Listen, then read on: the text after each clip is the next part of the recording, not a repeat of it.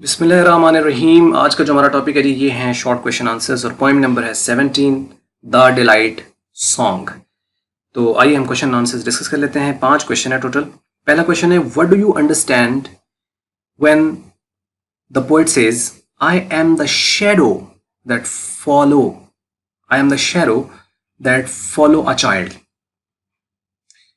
कि जब वो कहता है कि मैं वो शैडो हूँ जो एक चाइल्ड को फॉलो करता है, तो उससे आपका क्या मुराद है, आपने क्या समझा है? तो आंसर है जी the shadow here stands for an image.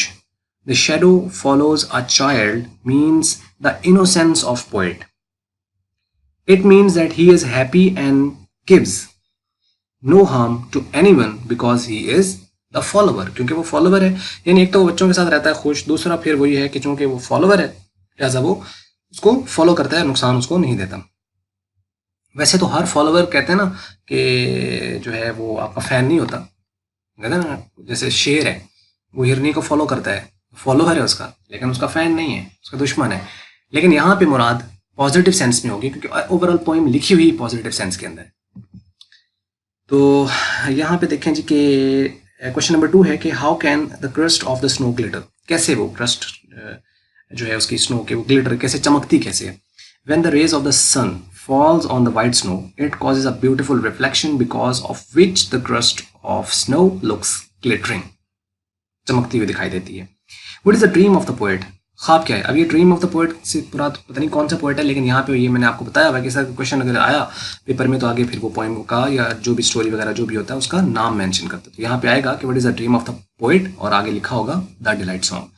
तो आंसर है जी to enjoy the beauty of the nature all the time as gesture of thanks to the god almighty is the dream of the poet. यानी as a gesture of thanks, शुक्राने के तौर पर वो उनके साथ खुश रहे नेचर के साथ और इंजॉय करे, यही उसका ख्वाब है।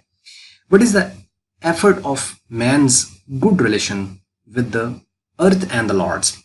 Sorry, what is the effect of the man's good relation, यानी असरात क्या होते हैं, असर क्या होता है इंसान के अच्छे रिलेशन का ज़मीन के साथ और उसके जो लॉर्ड्स से मुराद वैसे तो खुदा होता है, लेकिन यहाँ पे लॉर्ड से मुराद होगा जो ज़मीन के हुक्मरान है। तो कहते था good relation with the earth and the lords of earth brings happiness and the delighted mood for the poet. उसको खुशी देता है, अच्छा उसका असर ये है कि उसको सेटिस्फेक्शन मिलती है, यानी जो कि ताल्लुकात उसके अच्छे हैं, असल में उसको खुशी मिलती है तो ताल्लुकात होते हैं अच्छे, और जब ताल्लुकात अच्छे होते हैं तो फिर उसको खुशी मिलती है। इट्स अ साइकिल, यानी वो खुश है तो जब वो खुश है तो उसके ताल्लुकात अच्छे हैं, और जब उसके ताल्लुकात अच्छे हैं तो उसको दोबारा उसकी खुशी होती है। तो ये एक गिव एंड टेक इस तरह से है। This makes his life beautiful and fruitful. What are the things that keep a person alive. कौन सी चीज इंसान को जिंदा रखती हैं? Gratitude and love for nature keeps a man alive, keeps a person alive. Secondly, the good and the cordial relation with the earth and its lords keeps him alive and satisfied.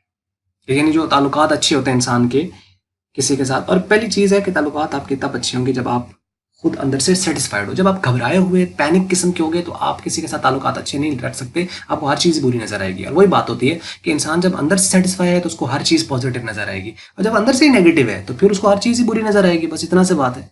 ले जी, ये थी आज की video, और अगर आपको अच्छी लगी तो लाइक कर लें, अच्छी नहीं लगी तो कर लें डिसलाइक। और वीडियो देखने का शुक्रिया।